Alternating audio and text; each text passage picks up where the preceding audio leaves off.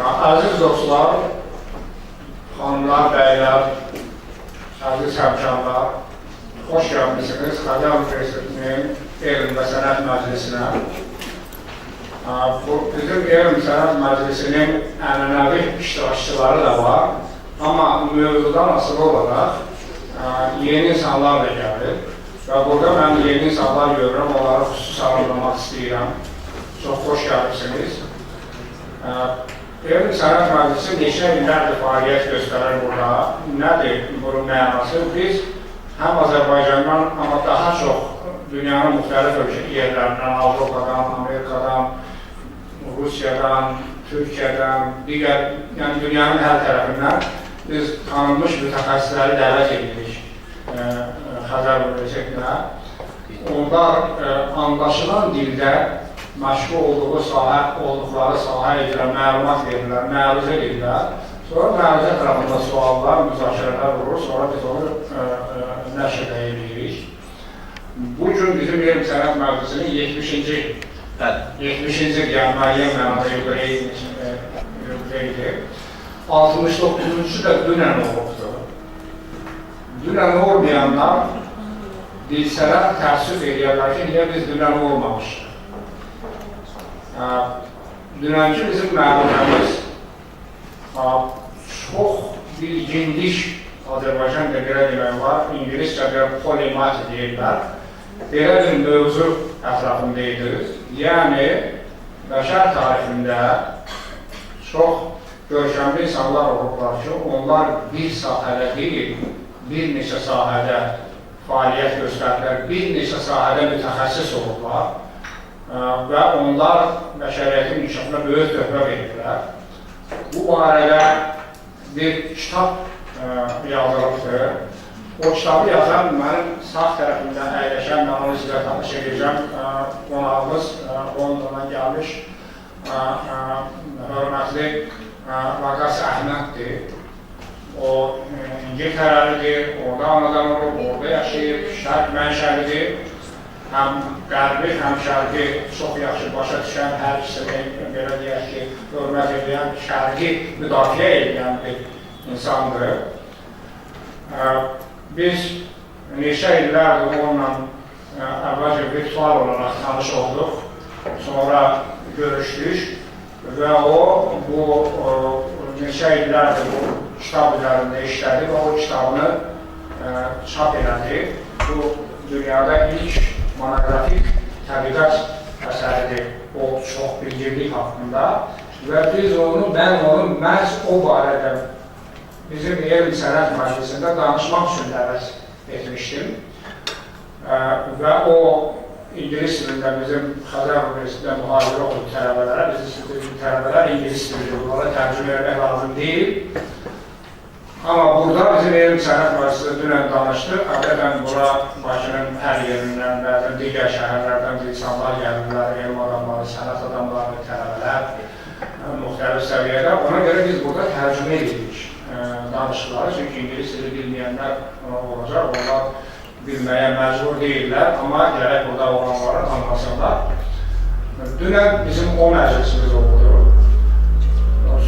Amma mən dəvət edəndə, bəs biz e-maillə söhbətləşəndə, dostumuz bana dedi ki, bəs bilirsənmi, mən bu yaxınlarda Khalili Collection var, məşhur Khalili Collection deyirəm, onun bədii rəhbəri, o İngilizcə artistik direktor deyirlər, mən onu bu cür tərcümə edirəm, bədii rəhbəri təyin olmuşam.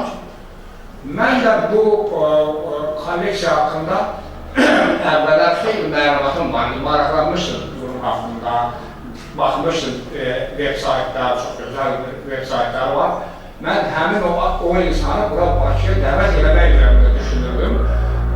Sadəcə mənim birbaşa bağlantım yox idi. Düşünürdüm, sonra yadımdan çıxır və özünüz bilirsiniz ki. Bir olanda mən çox sevindim, dedim ki, Waqas, sən onda əlavə bir məruzə edəcəksən bizim elm sənət haqqında, Khalili Collection haqqında. O da məmnuniyyətlə razı oldu, mən ona təşəkkür edirəm. Əvvəlcə mən istəyirəm bugün yeni insanlar, ən azı belə deyək ki, yarıdan çoxu insanların bu sənət məclisimizdə yenidirlər. Tələbələrimiz var, bizim Xəzər Universitetinin dizaynla məşğul olan tələbələri və müəllimləri buradadır. Bu bizim yeni bir fəaliyyət sahəmiz, çox sevdiyimiz bir sahədir. Xəzərdə də bu çox sevildi. İndi bizim müxtəlif ixtisaslarda olan uşaqlar gəlirlər ki, bizi ora keçir. Çox entuziyast müəllimlərimiz, tələbələrimiz var. Ora da gəlirlər, təbii ki, onların bu sənətidir, qulaq asmağa. Söylədiyim kimi, Waqas əsasən burada Polymath kitabının müəllifi kimi gəlirdi. Amma o, beynəlxalq aləmdə çox fəaliyyət göstərən, beynəlxalq fəaliyyəti olan çox enerjili bir insandır. O, London School of Oriental and African Studies var, Şərq və Afrika araşdırmalar məktəbi məşhur yerdir. Oranı bitiribdi, orada əvvəlcə bakalavr dərəcəsini bitirdi iqtisadiyyat üzrə, sonra biraz sürüşüb o beynəlxalq münasibətlər tərəfə oradan magistr bitiribdi. Bu dəqiqədə məşhur King College'də belə deyək ki, o tədqiqatını və təhsilini başa çatdırmaq üzrə yüksək dərəcələr neuroscience üzrə, yəni neuro-M üzrə bilirsiniz ki. Və o əsas son zamanlara qədər ən çox tanındığı onun First deyilən bir çox tanınmış jurnal var. O jurnalın məqsədi dünyanın çox tanınmış, məşhur adamlarını təqdim eləməkdir, onlarla intervyu eləməkdir və onların onun qlobal müxbiri Waqas idi, yəni o insanlarla prezidentlər, ölkə başçıları, böyük iş adamları, böyük sənət adamları, ictimai xadimlər onlarla intervyu eləyib, onlara o yazını jurnalda yerləşdirmək, bu işlə məşğul olur. Elə səbəblərdən biri odur ki, o çox gəzəyən oldu müəyyən mənada. Yəni, elə-belə eləmək yox, çox ölkələrdə yaşayıbdır. Avropada, Afrikada, Asiyada, Cənubunda, Şimalında və çox bu görülür ki, bu cür fəaliyyətin nəticəsində o çoxlu, bu cür fərqli sahələrlə məşğul olub, fərqli fikirlərə gəlibdir.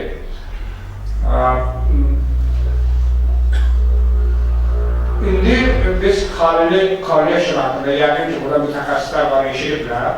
Mən də eşidəndə onu nə bilirdim? Bilirdim ki, bu Nasir Xəlili adında bir şəxsdir, görkəmli bir şəxsdir. Bu İrandan adam olubdur, İsfahanda, yəni İran yəhudilərindən bir ailədir. Bu ailə özü, bu uşaq gözünü açanda görür ki, bunun ailəsi sənət əsərləri alıb satır.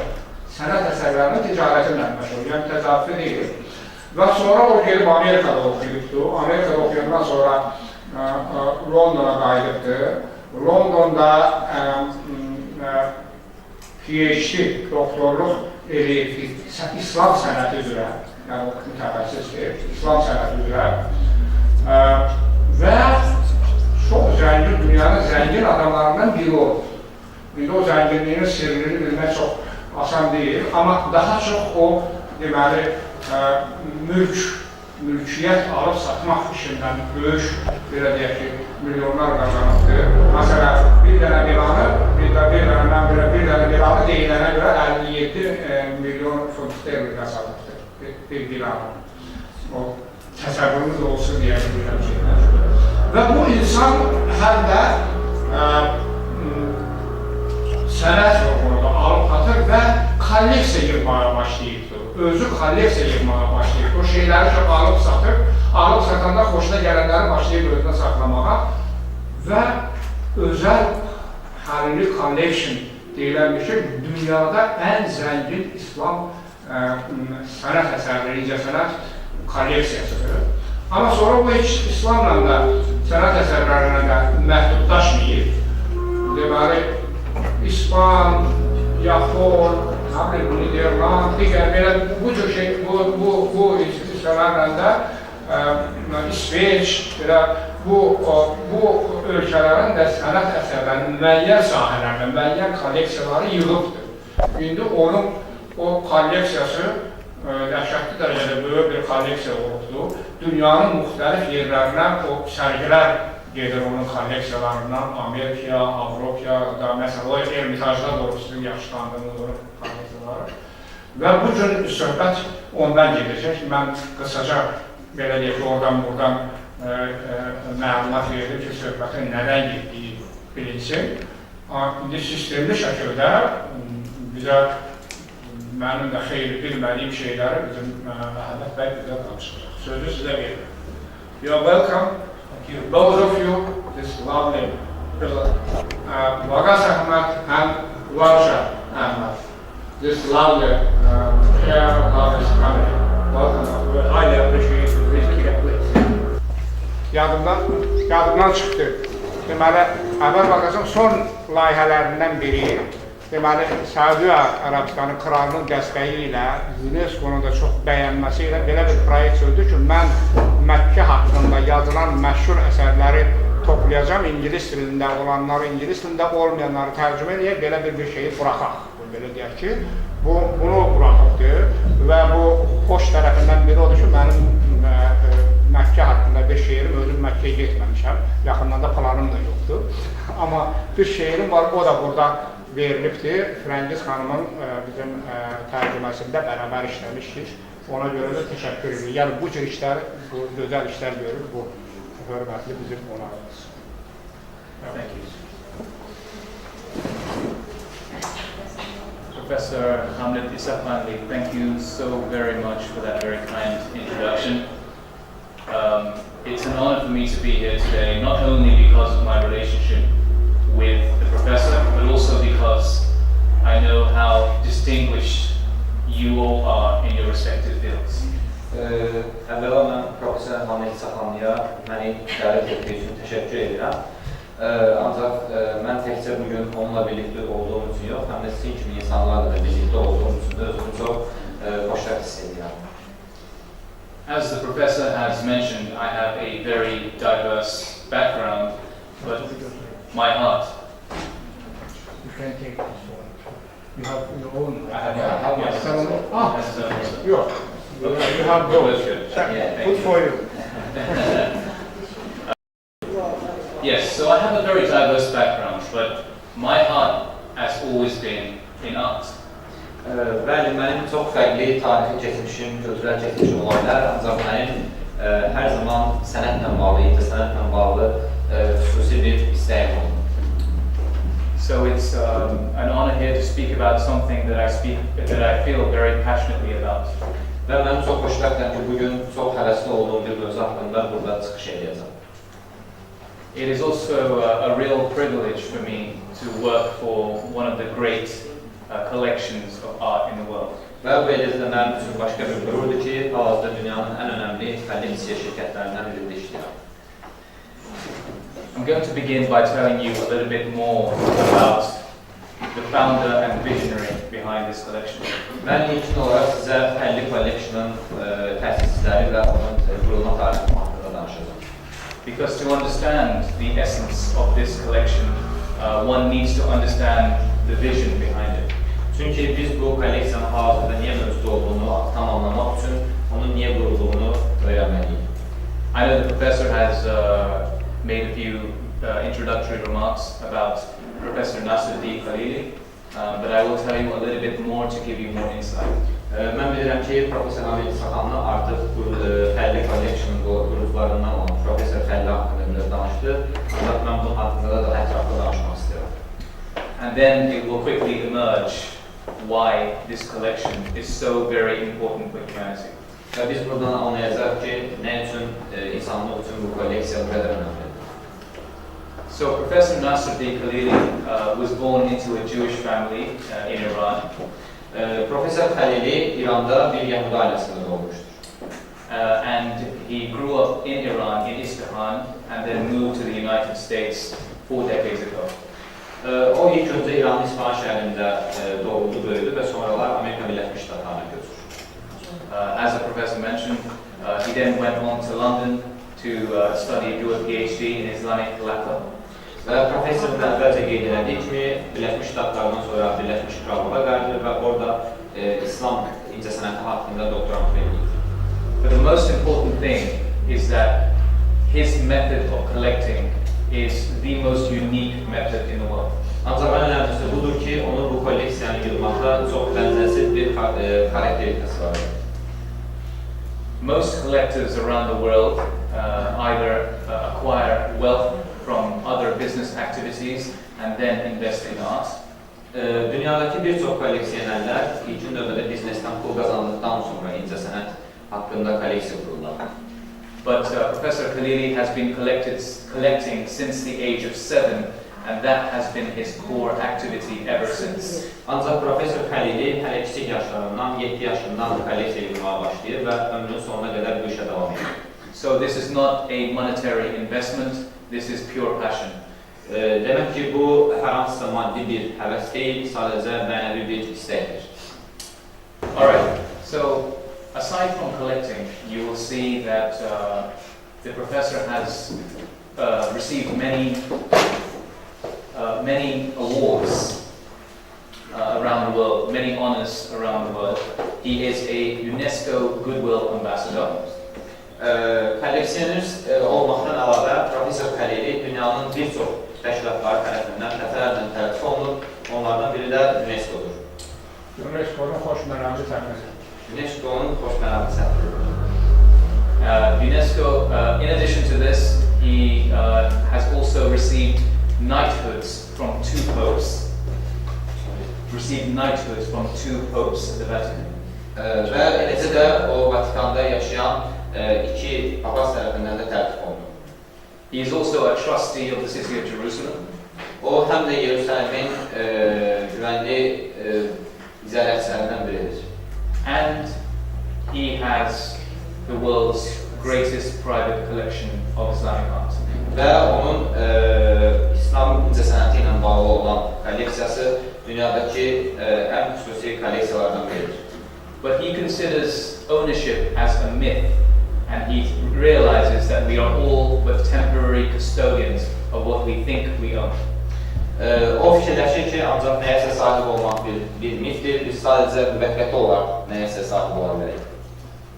So he represents a kind of interfaith unity, being of Jewish background, being knighted by 2 popes, and being one of the great preservers of Islamic culture. Və o beləcə çox fərqli kültürləri özündə birləşdirir, Yəhudi ailəsindən gəlib, papazlar tərəfindən tərtib olunub və İslam incəsənəti ilə bağlı kolleksiyaya sahibdir. And so he has a vision to use the power of art and culture to promote peace and unity worldwide. Və o hər zaman çalışır ki, incəsənəti dünyada sülhü yaymaq üçün istifadə edir. This is why I am a part of that mission. Buna görə də mən də bu missiyanın bir parçasıyam. Before going further to explain about the collection itself, I would like to show a short video, introductory video. Kolleksiya haqqında daha ətraflı danışmadan öncə mən sizə kiçik bir video göstərmək istəyirəm.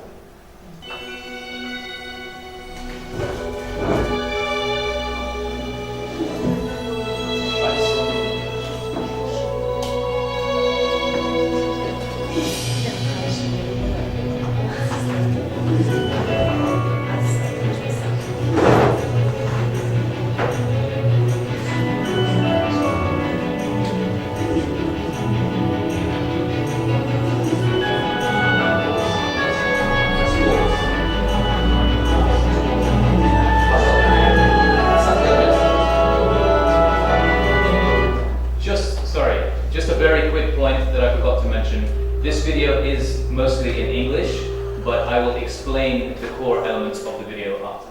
Sadəcə bir nöqtəni qeyd etmək istəyirəm ki, video ingilis dilindədir, ancaq mən bunun haqqında daha ətraflı sorular danışacağam. Okay, thank you.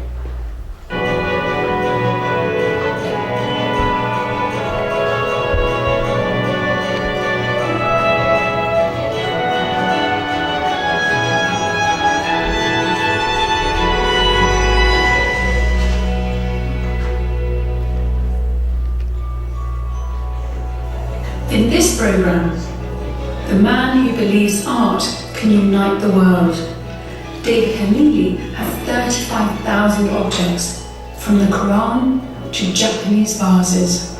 There must be something else in the universe that guides you. And people who don't believe in this sort of destiny are the losers. And people who believe in this sort of destiny have the light of Almighty in their heart, and that guides them.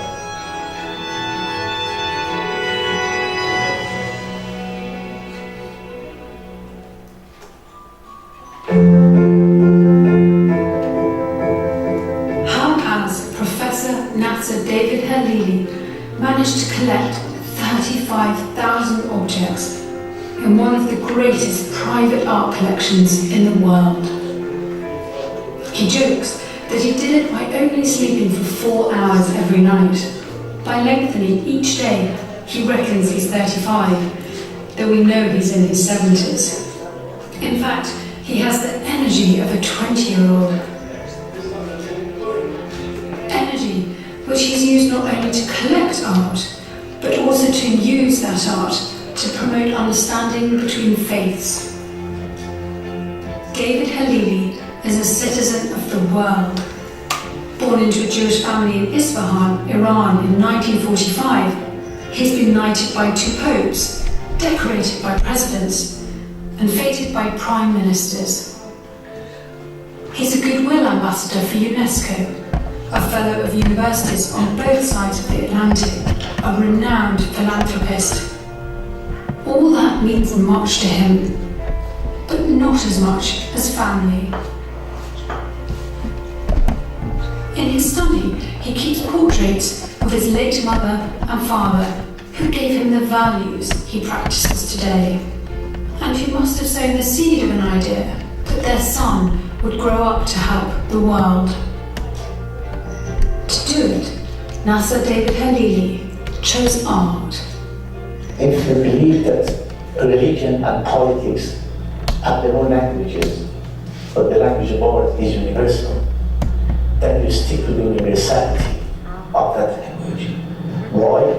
Because the objects that are produced, majority of the time, when you look at the history of, let's say, for sake of argument, Islamic art, in the factories or ateliers or places that these objects were being made, there were Jews, Christians, Muslims, Copts, and other people of other faith and beliefs who were working together to produce those objects. This is the phenomenon that has to be understood, that the artists didn't feel that they'll have ownership over what they produced. They always thought that what they produced is their mark for the history. How have you selected what you've chosen to show us today from the wealth of your treasure trove? I think I was utterly blessed to realize that there were a lot of sleeping giants out there. All I need is to find them, nurse them, and bring them to that nation of the world, which I think is a contribution, because at the end of the day, if you don't use our hoarding to make a mark for the betterment of a better society, then we are doing something wrong. Those sleeping giants, as David Khalili calls the treasures he's bought over the years, have been split into 8 collections. Islamic art, Hajj and the arts of pilgrimage, Aramaic documents, Japanese art, Japanese kimonos, Swedish textiles, Spanish Damascene metalwork, enamels of the world, diverse subjects which speak of David's love of collecting, instilled in him from very young.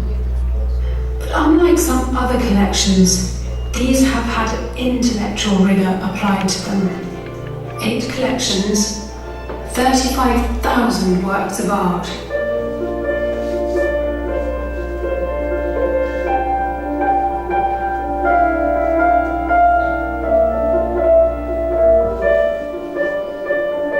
This silver inlaid brass casket, with its scenes of life at court, including figures playing backgammon. It was made in Iraq in the 13th century. A gold saddle with gilded silver trappings, thought to have been made in... I know that film was in English. However, I'm sure the passion the individual concerned is transcendent. It transcends language. Mən başa düşürəm ki, bu İngilis dilində idi video, ancaq hiss edirəm ki, oradakı fərdin siz həvəsini onun danışığından tuta bilərsiniz. But in any case, I will elaborate on some of those points to make it clearer. Ancaq hər ehtimalda mən kolleksiya haqqında daha ətraflı danışacağım. So, as Professor Ahmed mentioned earlier on, the journey began with art from the Middle East and Central Asia. Ahmed Saxanlının da dediyi kimi, bu səyahət, bu kolleksiya səyahəti xüsusilə Orta Asiyadan başlayıb.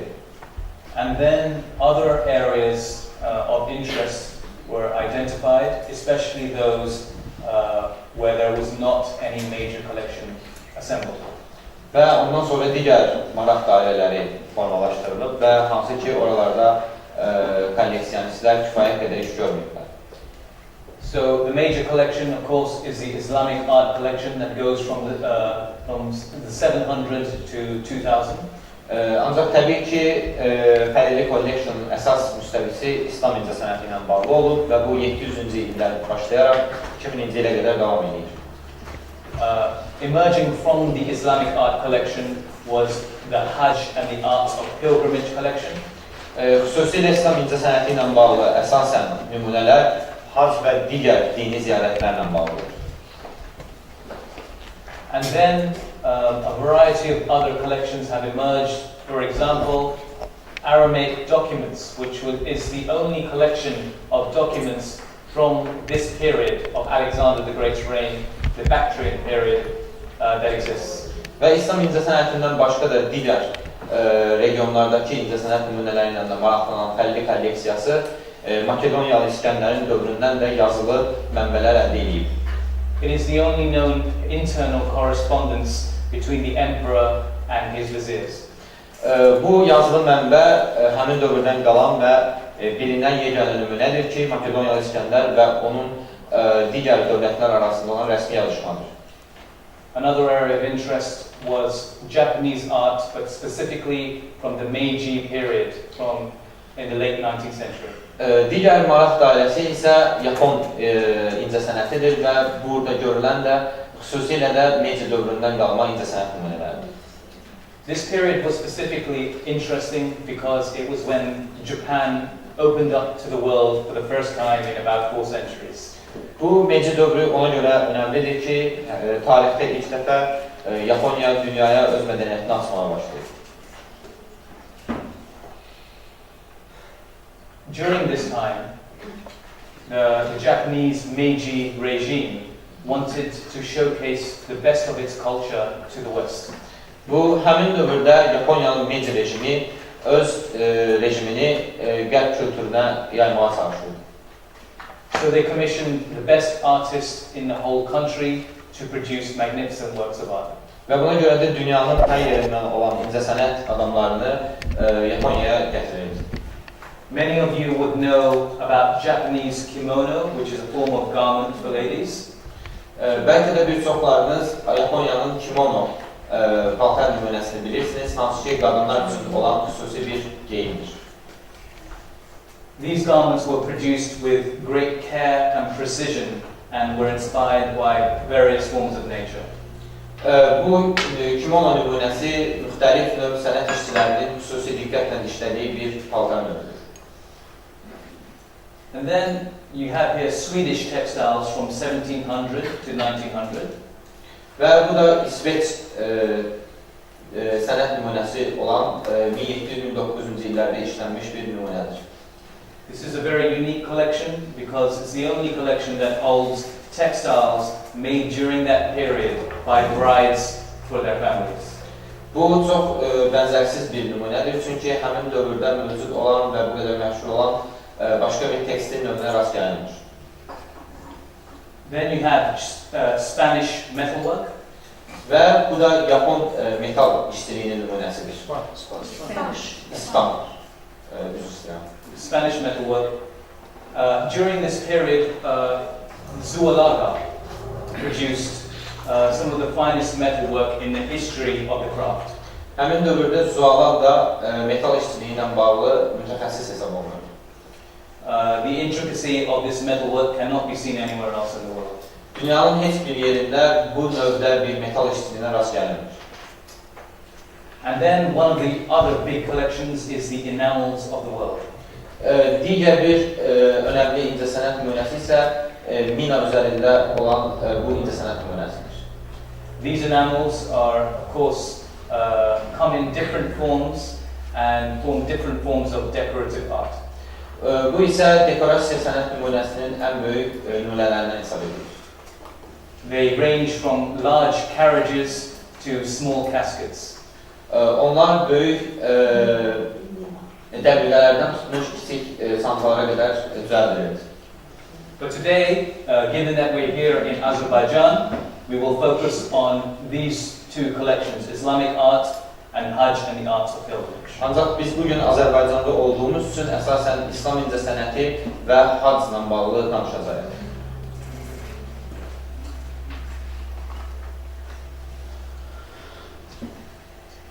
This folio you see here is one of the earliest surviving folios in the Hijazi script.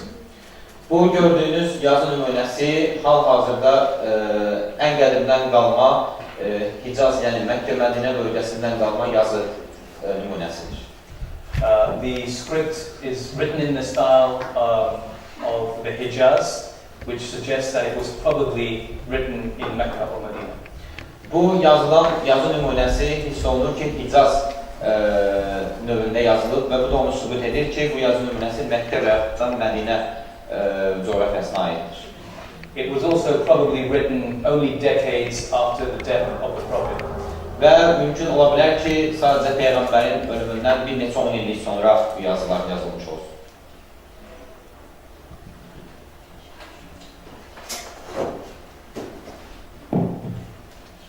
The Khalili Collection is perhaps best known for its collection of early Qur'ans. Xəlili kolleksiyası dünyada ilkin Quranları mühafizə edən ən nümunəvi kolleksiyalardan biridir. Many of these have been illuminated in gold and other forms of ink. Bu Quranların çoxunda daha çox qızıldan və digər dəyərli mürəkkəblərdən istifadə olunur. And many of them are in phenomenal condition, especially those that survived from the 13th and 14th centuries. Və bunların çoxu hal-hazırda da yaxşı vəziyyətdədir, xüsusilə 13-cü, 14-cü əsrdən qalanlar. Here is an example of a single royal volume of the Quran, probably from Shiraz in Iran. Bu isə Quran-ı Kərimdən olan bir hissədir və çox güman ki, bu İranın Şiraz və yaxud da Qəzvin şəhərindən qalmalıdır. And it was written for or commissioned by Shah Tahmasp. Və çox güman ki, bu Şah Təhmasib üçün yazılmış bir Quran-ı Kərim nümunəsidir. This was another significant volume of a full Quran in the collections. Və bu da Xəlili kolleksiyasında olan başqa xüsusi Quran-ı Kərim nümunəsidir. This was probably in North Africa, most likely originating in Morocco in the 17th century. Bu nümunə isə güman edilir ki, daha çox Cənubi Afrikada və xüsusilə də Mərakeşdə tapılsın. You can already see the different styles of script as well as illumination. Və siz artıq digər şəkillərə nisbətdə görə bilərsiniz ki, burada fərqli növdə yazılardan istifadə olunur. It is also distinct from the widely known Kufic script, which is known in the Middle Eastern, Syrian, Iraqi region.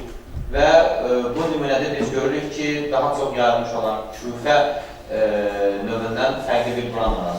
There are also many Kufic Qurans within the collection. Xəlili kolleksiyasında isə Küfə bölgəsində olmaq Quranlarda tapılmaq olar. And then, let's go back. All right. Then comes the question, is how does one define Islamic art? Və indi isə belə bir sual yaranır ki, biz necə İslam incəsənətini tərif verə bilərik? One can be simple and define it as a work of great beauty produced in the Islamic tradition. Kimsə bunu sadə dillə deyə bilər ki, İslam adət-ənənəsində olan və orada istehsal edilmiş nümunələr İslam incəsənətidir. But the Islamic tradition, of course, is incredibly diverse, ranging from cultures in North Africa across to India and the Middle East. Ancaq İslam adət-ənənəsi tarixən çox fərqli kültürlərə nüfuz etmiş, ona görə də çox fərqli şəkillərdə formalaşmışdır. But as long as it was produced during Islamic civilization, it can be considered Islamic art. Ancaq İslam mədəniyyətinin qızıl dövründə ortaya çıxmış incəsənət əsərlərini İslam mədəniyyəti hesab etmək olar. It does not necessarily have to have a religious component. Onun sırf İslami dini bir tərəfi olmasının önəmi yoxdur. At least not explicitly. Ən azından açıq şəkildə. So for example here, we find the saddle that you saw in the video. Və burada biz videoda gördüyünüz yəhər nümunəsini görürük. This is probably during the Mongol period in the 13th, 14th century and originating either in Central Asia or China. Çox güman ki, bu şəkildə gördüyünüz nümunə Mongol imperiyasına aid olub 13-cü, 14-cü əsrdən qalmadır. It is quite explicitly produced in the tradition of that region, which you can tell from the patterns of the engravings. Biz bu nümunədə həmin regionun kültürünə xas xüsusi elementlər görə bilərik. This saddle probably belonged to either an emperor or someone of significant nobility. Bu yəhər çox güman ki, həmin dövrdə yaşamış bir imperatora və yaxud da xüsusi nüfuzlu bir şəxsə aid idi. These are folios from a document that is perhaps familiar to you all, the Shahnameh. Bu gördüyünüz şəkillər isə bəlkə də çoxumuza tanış olan bir əsərdən, Firdovsinin Şahnamə əsərindəndir. There are many copies of illustrated Shahnameh in the collection. Kolleksiyasında Firdovsinin Şahnaməsini şəkilləndirən bir çox nümunələr mövcuddur. The most significant folios of the Shahnameh existing in the collections were those commissioned for Shah Ahmed. Xəlili Collection'da olan və Firdovsinin Şahnaməsini əks etdirən ən önəmli nümunə isə zamanında Şah təhması üçün yazılır.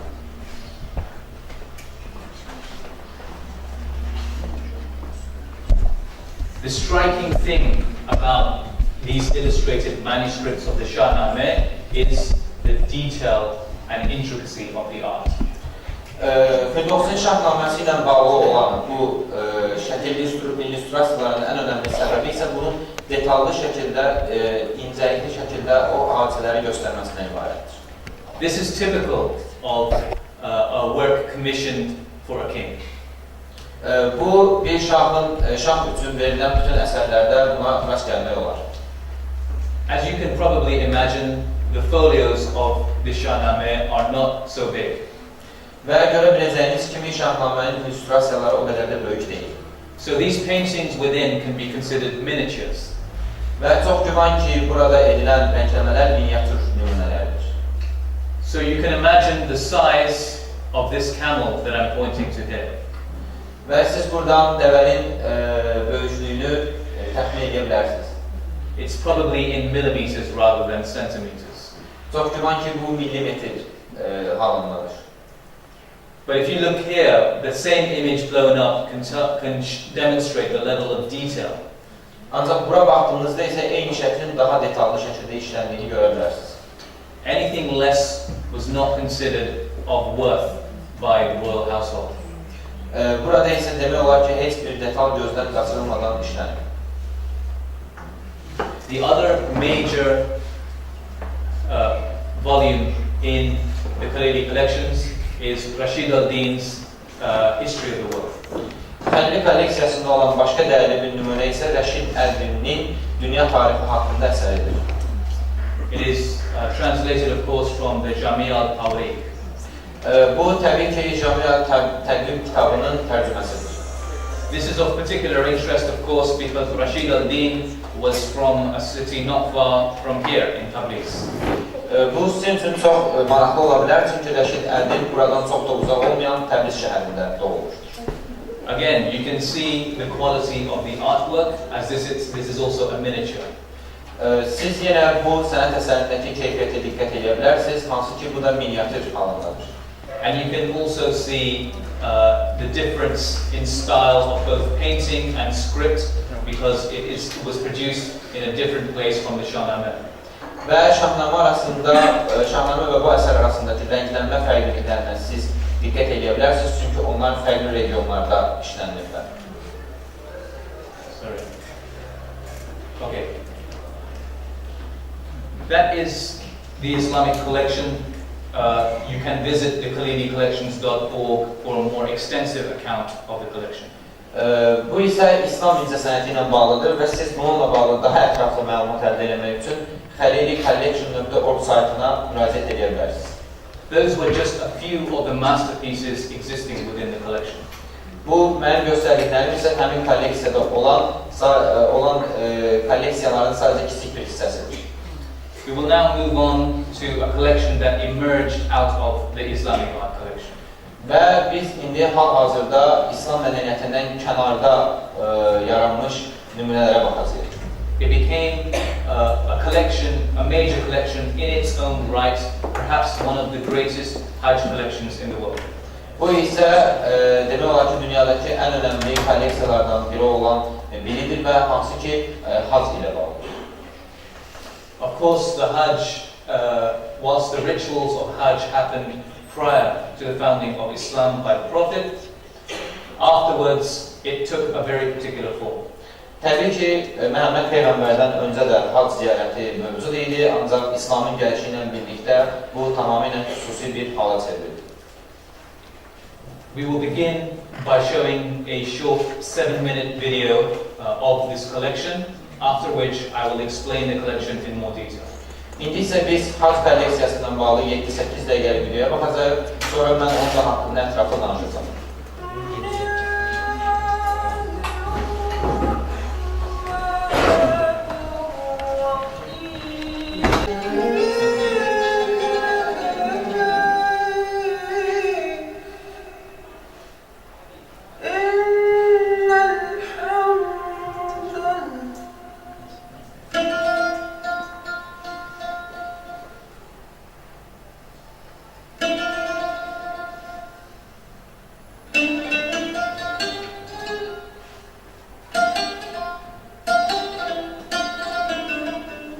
الفن الإسلامي الراقي إنما يقدم بقيمة حضارية، بمتاحف، بمعارض، أعتقد سوف يكون له دور كبير في جذب غير المسلمين والالتفات إلى هذه الديانة السماوية الرائعة.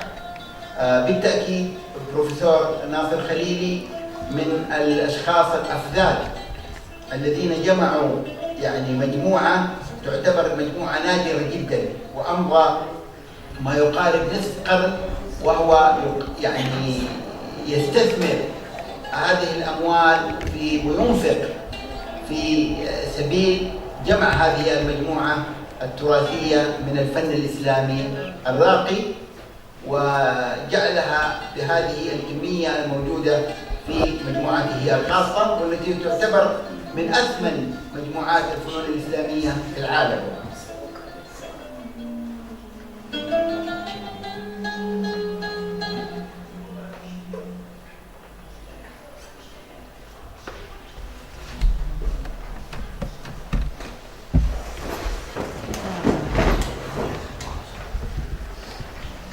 All of the images, the works of art that you saw in that video are from the Khalili collections, namely the Khalili Hajj collections.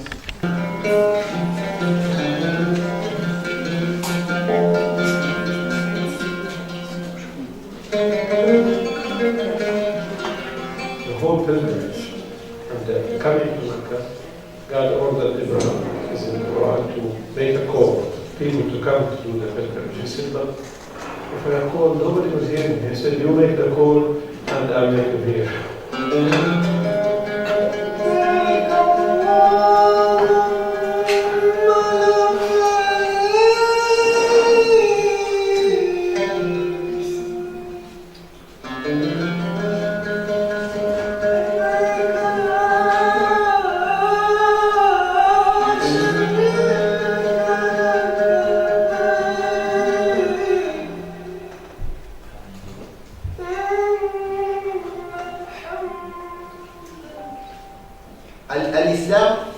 عبادة، ولكنه في نفس الوقت يعني كل مرافق الحياة أهتم بها.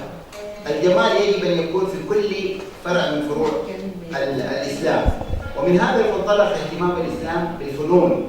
الفنون الإسلامية هي وسيلة حضارية ووسيلة دعوة لغير المسلمين بنشر هذه الثقافة، ثقافة الارتقاء بالفن الإسلامي، سواء كان هذا الفن الإسلامي في مجال المنسوجات، السجاد، أثواب الكعبة المشرفة، نسج الحرير واللوحات المنسوجة على الحرير، أو كان لوحات الخط الإسلامي واحد من الفنون الراقية الجميلة التي تستطيع أنه يعني تبرز بشكل حضاري جميل ويكون لها عشاق في كل أنحاء العالم.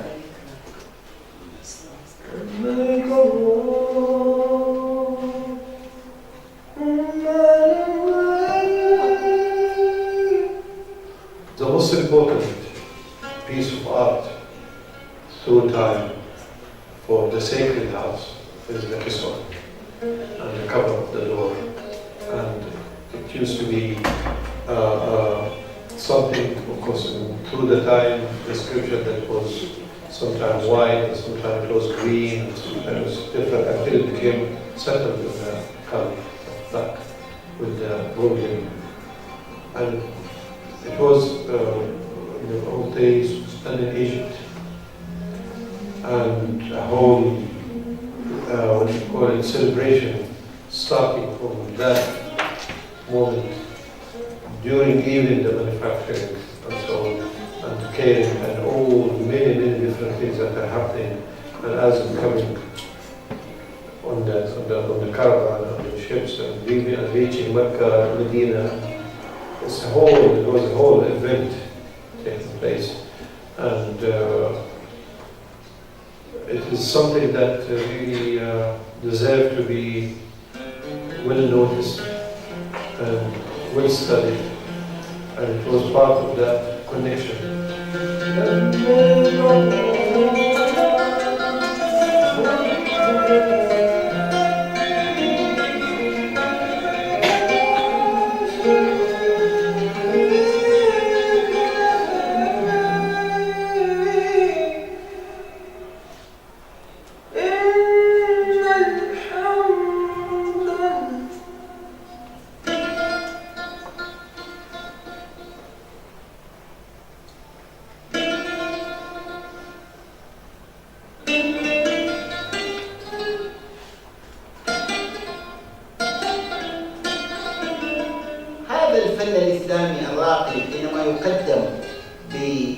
قيمة حضارية بمتاحف بمعارض، أعتقد سوف يكون له دور كبير في جذب غير المسلمين والالتفات إلى هذه الديانة السماوية الرائعة. بالتأكيد بروفيسور ناصر خليلي من الأشخاص الأفذاذ الذين جمعوا يعني مجموعة تعتبر مجموعة نادرة جدا، وأمضى ما يقارب نصف قرن وهو يعني يستثمر هذه الأموال وينفق في سبيل جمع هذه المجموعة التراثية من الفن الإسلامي الراقي وجعلها بهذه الكمية الموجودة في مجموعته الخاصة، والتي تعتبر من أثمن مجموعات الفنون الإسلامية في العالم.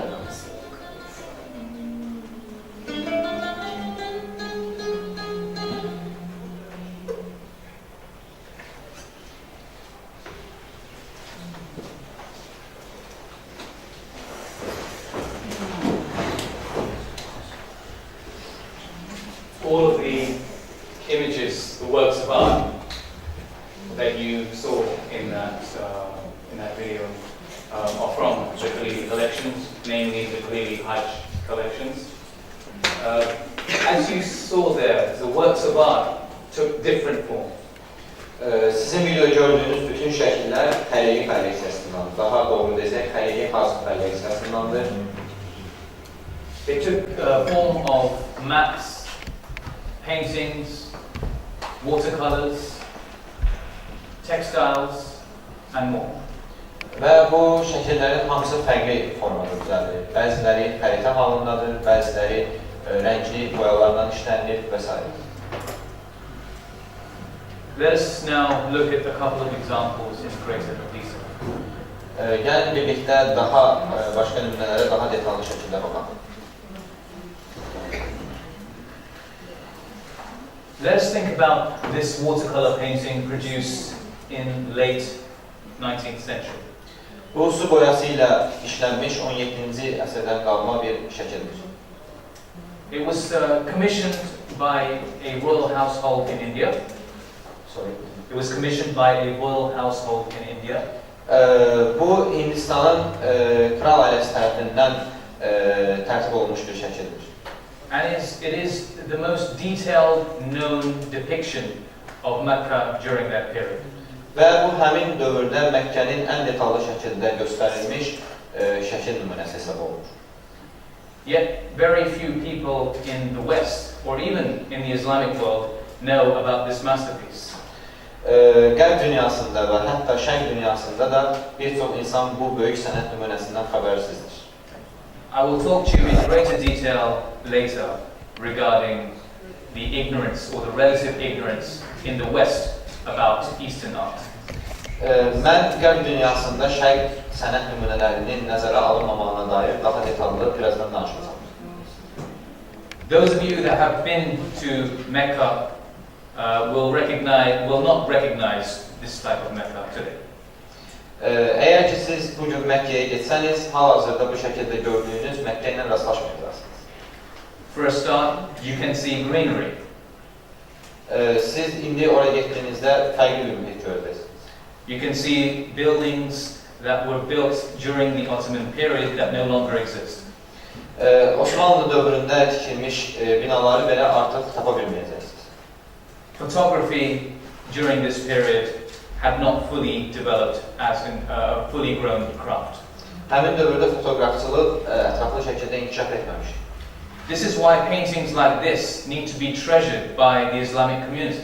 Ona görə də bu tip boyalı şəkillər İslam cəmiyyəti tərəfindən araşdırılmalıdır. Rəssam kimdir? Who is the artist? Sorry? Who is the artist? The artist is Abdul Hakim. He's an Indian court artist of the late 19th century. Abdul Hakim adında bir nəfərdir, hansı ki Hindistan kral ailəsinin rəssamıdır. We have other paintings from him in the collection too. 19-cu. Kolleksiyada həmin adamdan daha başqa şəkillər mövcuddur. Okay.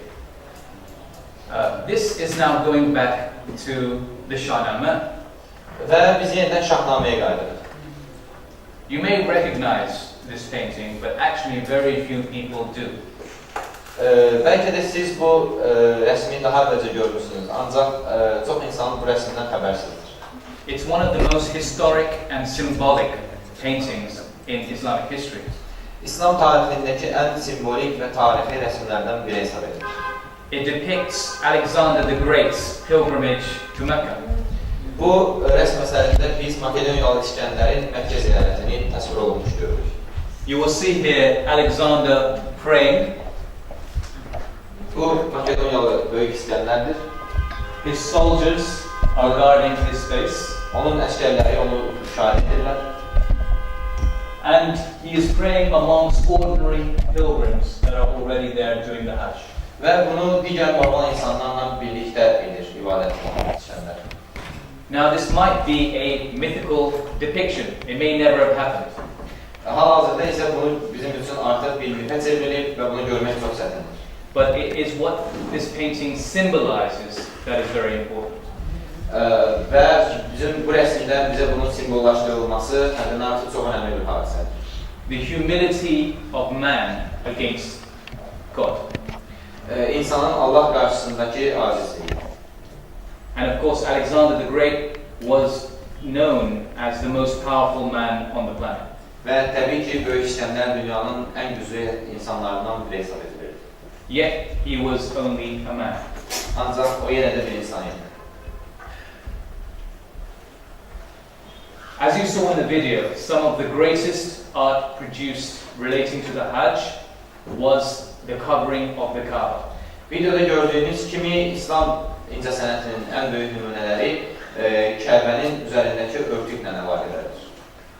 On the left-hand side, you see a 16th century sitar, which is the covering to the door of the Kaaba. Siz sol tərəfdə 16-cı əsrdən qalma sitarə, yəni Kəbənin qapısının örtüyünü görə bilərsiniz. As you will see, it is quite multicolored compared to subsequent coverings, which were mostly black and gold.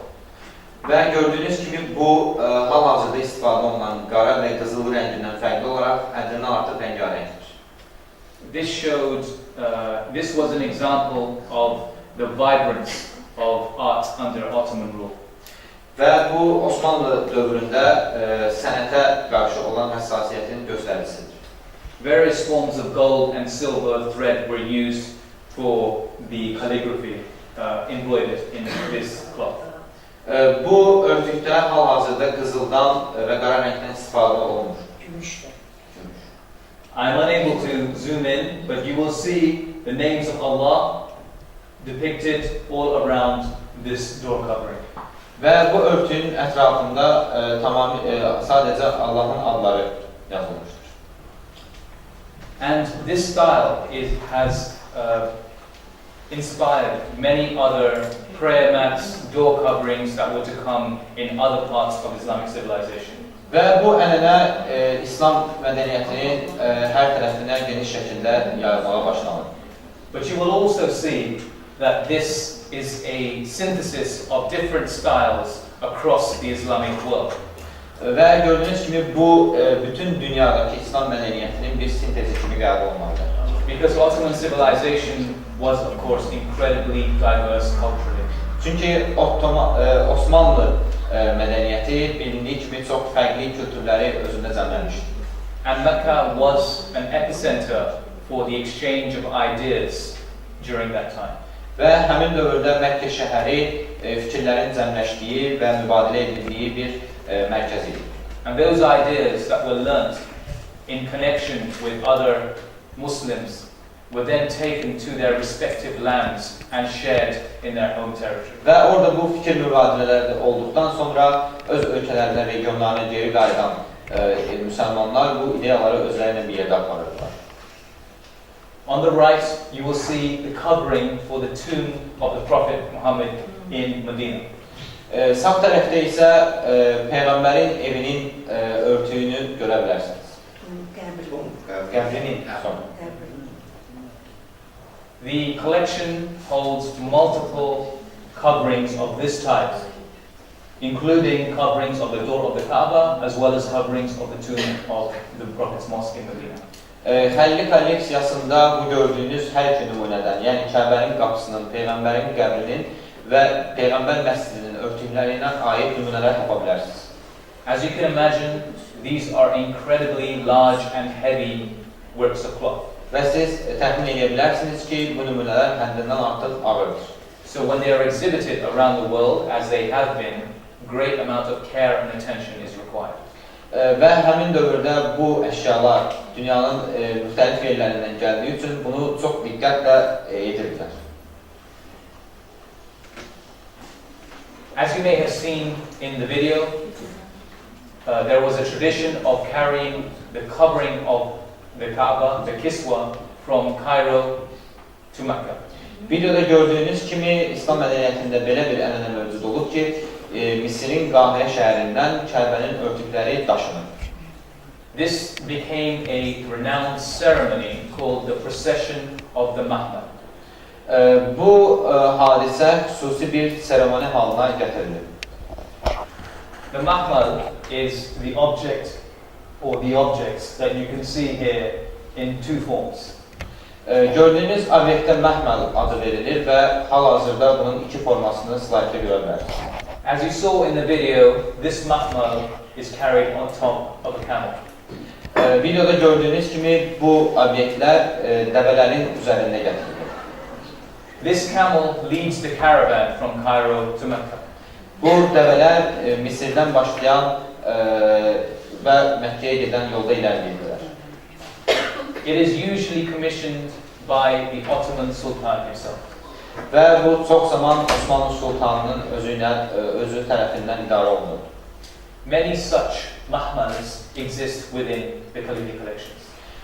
Bu tipdən görə biləcəyiniz mahmallar Xəlili Collection'da mövcuddur. Each of these mahmals, when on top of a camel, carry the kiswa, which is the covering of the Kaaba. Bu məhmalların içərisində Kəbənin örtüyü olan kisvə adını verdiyimiz örtüklər daşınır. This was one of the most notable ceremonies at the start of the Hajj for about 2 centuries towards the end of the Ottoman Empire. Bu seremoniya hacın başlanğıcı ilə və 200 illik davam edən bir seremoniya idi və Osmanlının bitişinə qədər davam etdi. The mahmal you see here in green is an older version, probably about 300 to 400 years old, and is produced with gold thread. Bu solda gördüyünüz nümunə, yaşıl rəngdə olan nümunə 300 və yaxud da 500 il arasında yaşı olduğu hesab edilir. About a century later, the one in red that you see here was produced again commissioned by the Sultan himself. Bu isə hardasa 100 il öncəyə aid olan başqa bir nümunədir və Osmanlı İmparatoru tərəfindən tikilməsi əmr edilmişdir. These are incredibly large palanquins or mahmals. Bunlar həddindən artıq məhməlin böyük nümunələridir. So when we exhibit these, they are often the star piece of any exhibition. Ona görə də biz bunları daşımağa başladığımızda onlarla bağlı çox diqqətli olmalıyıq. For example, this mahmal was exhibited at the British Museum in London in 2012. Məsələn, sağda gördüyümüz məhməl hal-hazırda Britaniya Dövlət Muzeyində mövcuddur. And the media is still to this day covering or mentioning this mahmal as a star piece in any exhibition in the UK. Və hal-hazırda hələ də Britaniya mediası bütün sərgilərdə bu məhməl nümunəsini işıqlandırmağa davam edir.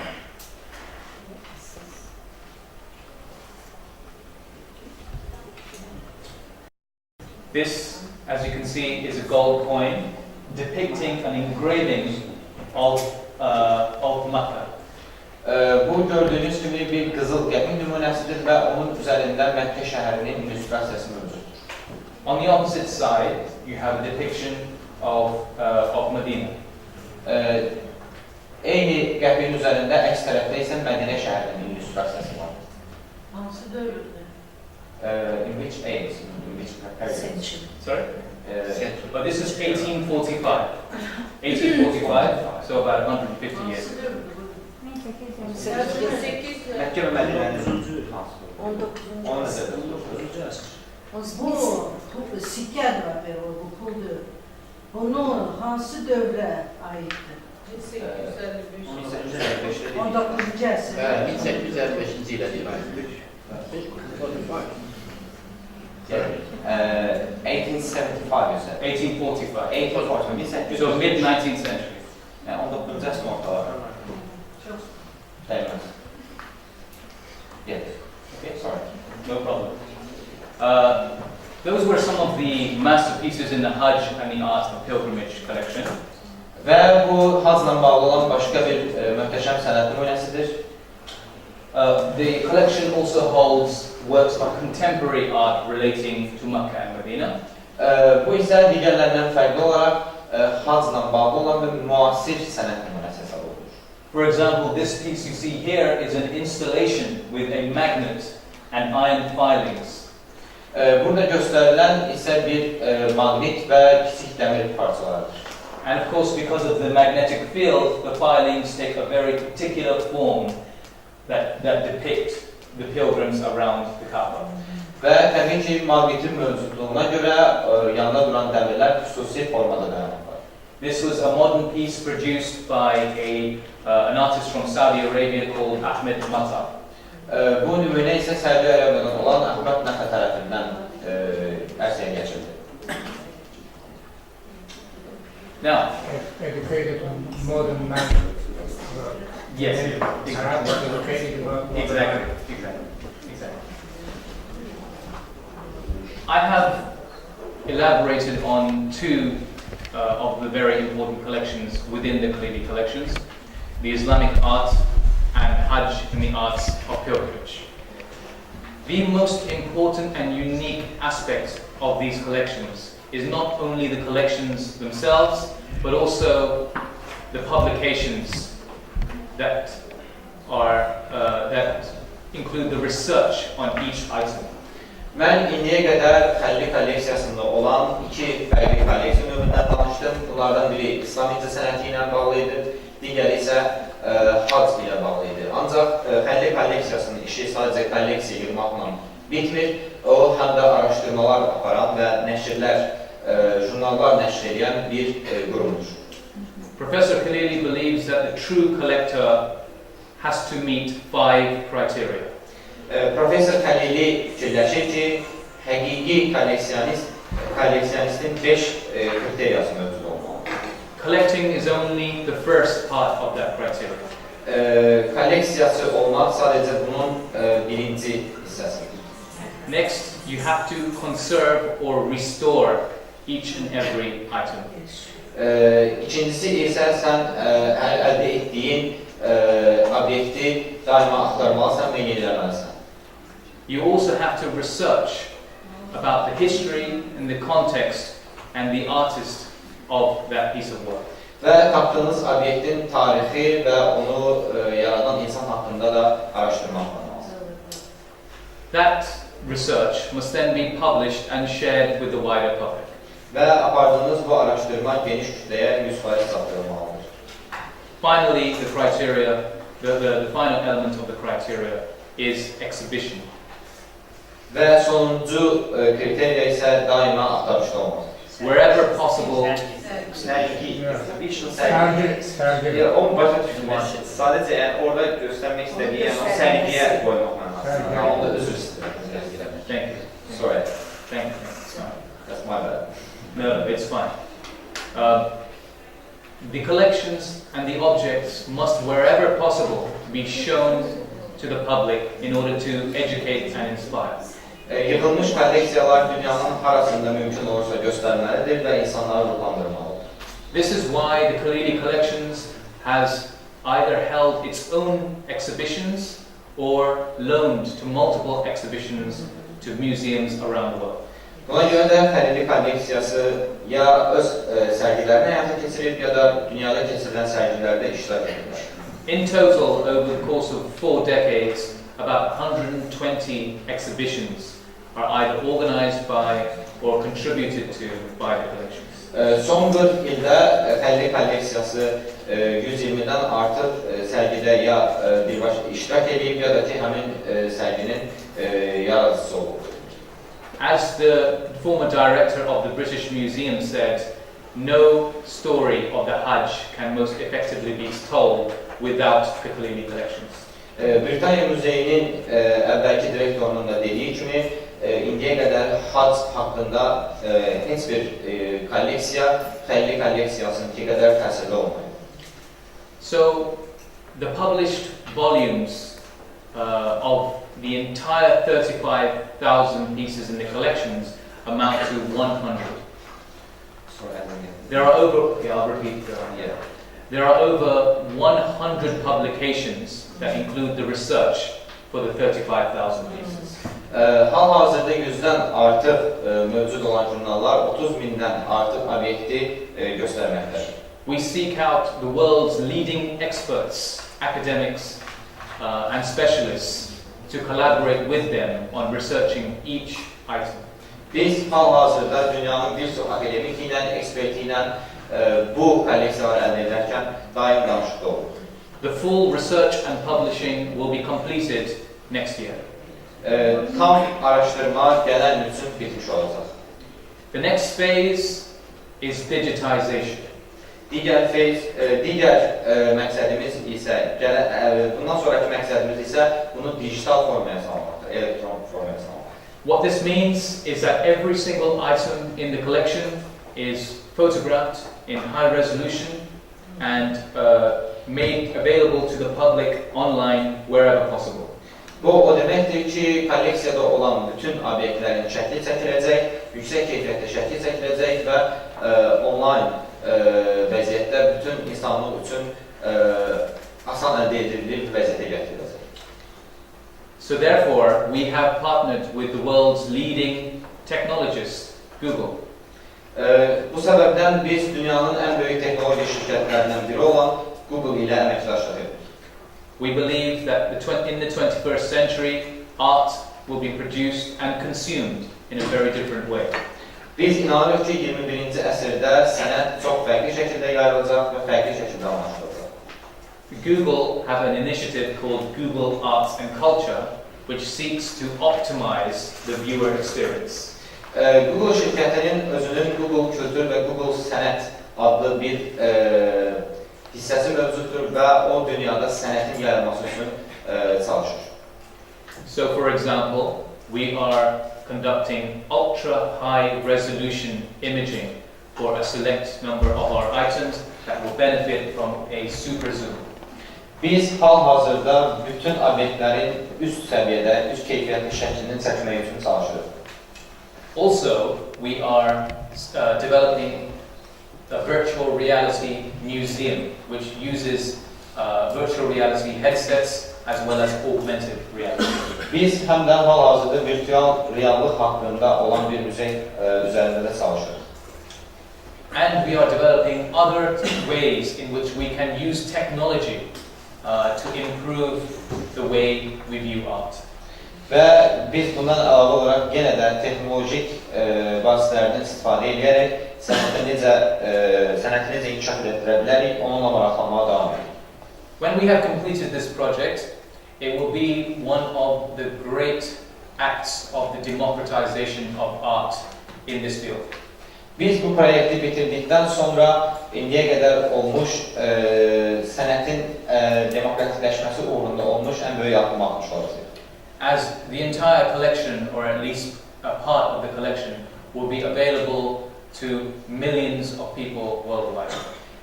Kolleksiyanın ya bütün hissəsi ya da böyük bir hissəsi milyonlarla insanın görməsi üçün açıq vəziyyətdə olacaq.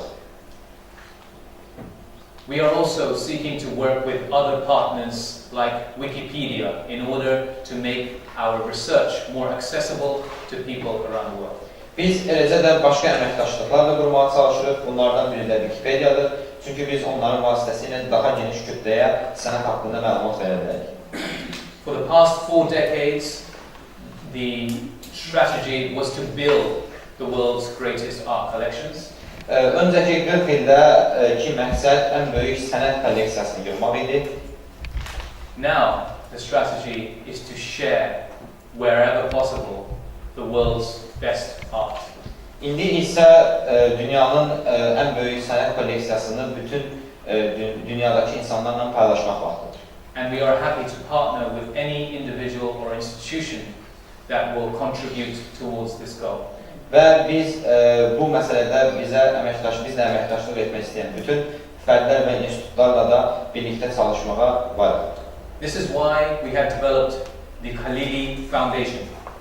Buna görə də biz Xəlili kolleksiyasını qurmuşuq. Fondu. The mission of the Khalili Foundation is to use the power of art and culture to foster or promote peace and unity worldwide.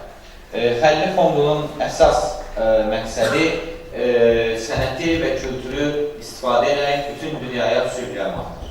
For example, wherever possible, we like to highlight the harmony between different faiths and cultures. Məsələn, harda ki mümkündür, biz bütün fərqli inancların və kültürlərin harmoniyası haqqında nümunələr sərgiləmək istəyirik.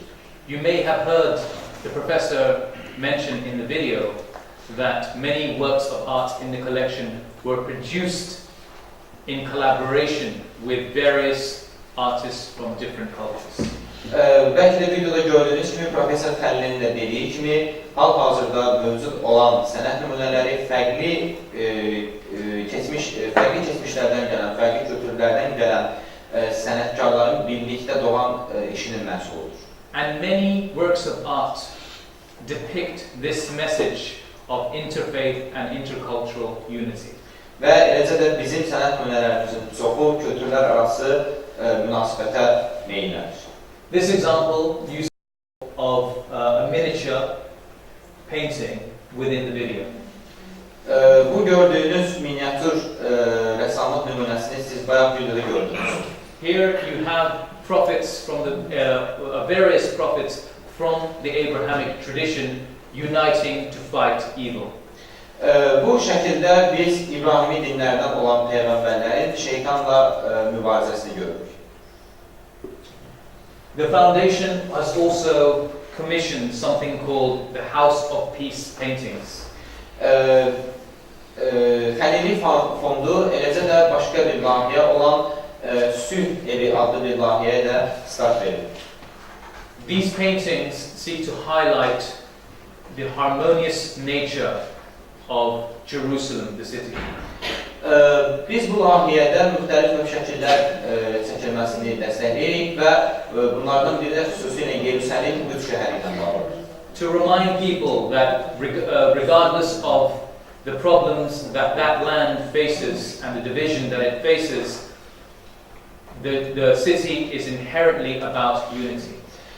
Bunun məqsədi isə ondan ibarətdir ki, insanların fərqliliklərinə baxmayaraq, keçmişdə insanlar bu şəhərdə birlikdə yaşamışdılar. This is a fact too often ignored or forgotten. Bu elə bir faktdır ki, ya çox vaxt unudulur, ya da ümumiyyətlə nəzərə alınır. For example, here the cityscape of Jerusalem, you see the Church of the Holy Sepulchre, you see the Temple Mount, and you see the Al-Aqsa Mosque. Bu gördüyünüz şəkildə biz buna nəzər sala bilərik ki, burada bir kilsə, bir Yahudilərin məqbərəsi və bir də məscid mövcuddur. One key painting designed by Professor Khalili himself was this painting here that depicts the single source of light which feeds various faith traditions. Bu gördüyünüz şəkil isə Professor Xəlili tərəfindən, özü tərəfindən çəkilib və burada göstərmək istəyən işığın ortaq mənbəsidir. Unfortunately, we cannot zoom in here. However, you will see that each of these rings around the light say the word salam or peace, or in various cultures and traditions. Çox heyif ki, biz bu şəkli tam olaraq yaxınlaşdıra bilmirik, ancaq qraflardan görmək olar ki, buradakı bütün xalqalar salam və yaxud da ki, sülh sözünü təkrarlayırlar. This was a book, Visions of Splendor, written by Professor Nasir Khalili. Bu isə Professor Xəlilin kitablarından biridir. It is a book that records the history of Islamic civilization through its art. Bu kitabda İslam mədəniyyətinin incəsənət üzərindən təhlili var. And on publishing, this book was printed and shared with young people, students around the world. Və bu kitab hal-hazırda dünyanın bir çox yerində gənc tələbələr tərəfindən əldə edilir. Including children in conflict areas in the Palestinian territories and elsewhere. Konfliktlərin olduğu regionlarda, məsələn, Fələstində də bu kitabları artıq uşaqlar oxuyurlar. The aim is to reconnect the new generation with their heritage of Islamic art and culture. Bu kitabın yazılmaqda məqsədi ondan ibarətdir ki, hal-hazırda yaşayan müsəlman uşaqları keçmiş kökləri ilə birləşdirsin.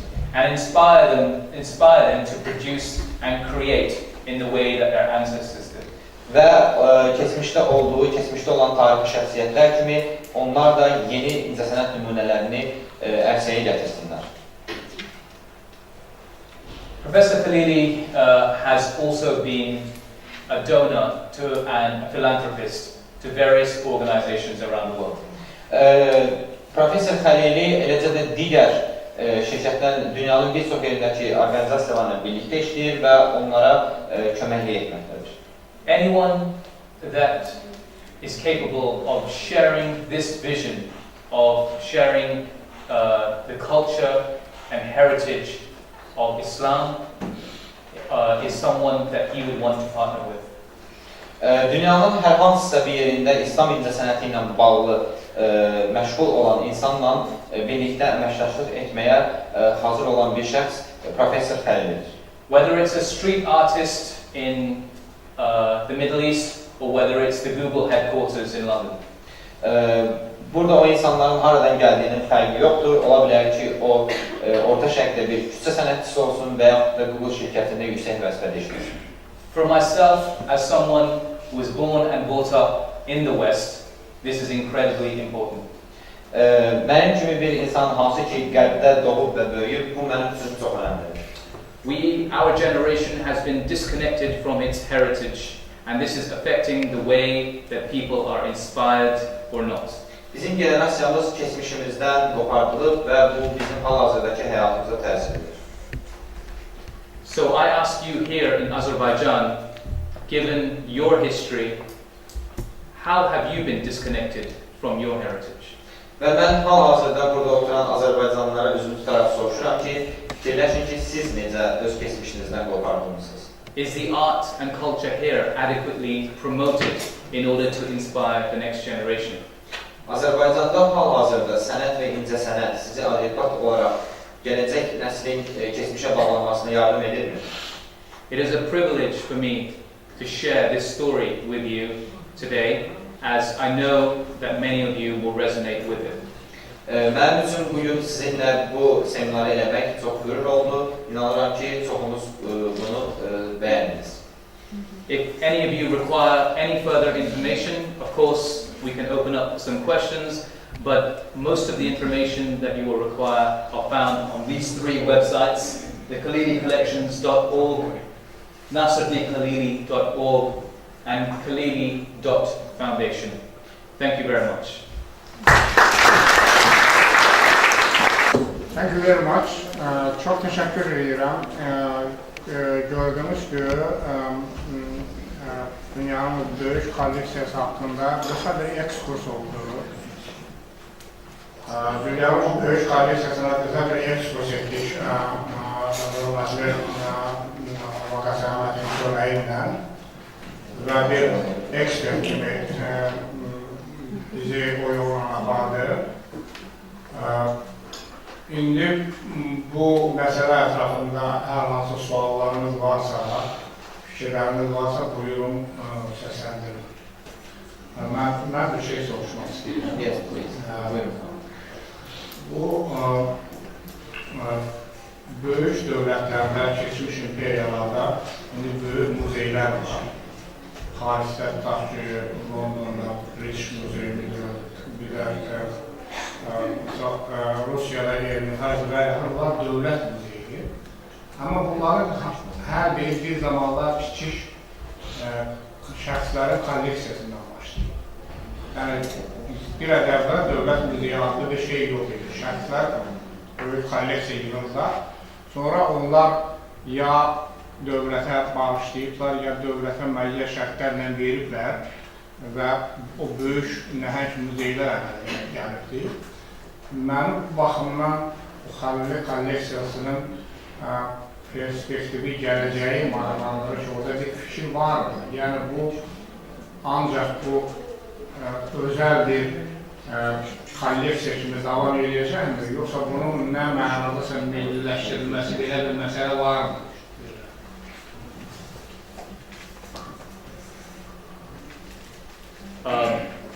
The objective of the Khalili collections is for the entire collection to be shown in a physical museum. That physical museum is still under planning. It may be in the UK or elsewhere. Xəlili kolleksiyasının ümumi obyektivi bundan ibarətdir ki, bu mövcud olan obyektləri nə vaxtsa fiziki şəkildə bir müzeydə göstərsin. Bu, ola bilər ki, Birləşmiş Krallıqda bir müzey olsun və yaxud da dünyanın başqa bir yeri. But there is an open-mindedness to collaborate with governments that share the same vision so that this can become a reality. Ancaq Xəlili kolleksiyası ilə ortaq fikirdə olan siyasi hökumətlərlə də birlikdə əməkdaşlıq etmək mümkündür. You mentioned that you are open for collaboration. Yes. And what kind of collaboration do you need? That's my question. And our funds of Khazar Reserve have a lot of Islamic artifacts that we can exhibit and show in our exhibitions, and all visitors of Azerbaijan can see it. And what kind of collaboration you Thank you. you wish? Are you from an institution? Or Yes, Khazar Reserve under the İçeri Şehir. Sorry? Under the İçeri Şehir. All city. All city. I'm hoping to visit there, hopefully tomorrow. Thank you very much. Collaborations have taken different forms over the years. Əməkdaşlıq haqqında sual gəldi ki, nə tipdə bir əməkdaşlıq etmək olar və deyilir ki, əməkdaşlıq illər içərisində dəyişmə formaları ola bilər. So we have, for example, worked with museums to conceptualize and then organize an exhibition. Məsələn, biz daha əvvəlcə sərgi formalaşdırmaq üçün, sərgi yaratmaq üçün müxtəlif muzeylərlə çalışmışıq. Where we would be happy to loan items within our collections that are related to that exhibition. Hansı ki, o sərgidə onlara əlaqəli ola biləcək və bizim kolleksiyada olan bəzi obyektlər sərgilənib. We are happy to collaborate on research matters. Biz eləcə də araşdırma məsələsində də birlikdə əməkdaşlıq etməyə maraqlıyıq. So, for example, if you have a collection or items within your collection that require robust research and publication in the UK or in Europe, then we could potentially assist. Əgər ki, sizin kolleksiyanızda araşdırmaya və yaxud da dərc edilməyə dair bir ehtiyac duyduğunuz bir obyekt varsa, biz onu İngiltərədə və yaxud da digər Avropa ölkələrində edə bilərik. Or if you have charity, social projects, charity projects, philanthropic projects that seek to empower young people and vulnerable people using art, then we would be very interested to hear those ideas. Və eləcə də əgər sizin bir xeyriyyətçilik və yaxud da sosial bir proqramınız varsa, hansı ki, bu gənclərə çox yararlı ola bilər, biz bunlar haqqında da danışa bilərik. Buyurun. Thank you. Mən arada da soruşacağım, bu kolleksiyalar hamısı Londondadır, yoxsa harada yerləşir bu kolleksiya? Are there all the collections are in London or somewhere else as well? Yes, the collections are based in two locations. One is London and one is Geneva. İki əsas ərazidə yerləşir, biri London'da, bir də Ceneva'da. Buyurun. Bizim yanı Sovet döneminden dünyada ilk halça müzeyi bizim yanı Bakı şehrinde açılır, halça müzeyi olarak. Bu halça müzeyi yani İçeri şehirde Meclisi nezdindeydi. Sovet döneminde yani çok sık bir şehirde böyle bir müzeyimiz var idi. Hal-hazırda güzel bir proyektlə yani Azneft meydanına yakın bir yerde bölünmüş bir şekilde halça müzeyimiz yine de var. Yani orada tek diyeceğim, tekrarsız sənət əsərlərimiz var. Yani ben bilmək istəyirəm, Azərbaycanın dünya şöhrətli xalçalarından, bilirsiniz yani məktəbləri var xalçacılığın, həmən muzeylər öz yerini tapıb ya yox. Yani elə əsərlər var ki, pək deyil. Hal-hazırda da yani bizim xalçacılıq sənətinin müasir xalçacılarımız da var ki, dünya muzeylərində əsərləri var. Bilmək istəyirəm orada necə, yani bizim xalçalarından, dünya şöhrətli Azərbaycan xalçalarından öz yerini tapan var ya yox. Thank you. Are you from the Carpet Museum? Siz xalça müzeyindənsiniz? Yox. Art. Okay, art. Wonderful. Ama xalçacı rəssam kimi, yani fəaliyyət edir. He's a professional carpenter and artist. Yes, of course, yes. The Carpet Museum is another museum I hope to visit tomorrow before I leave.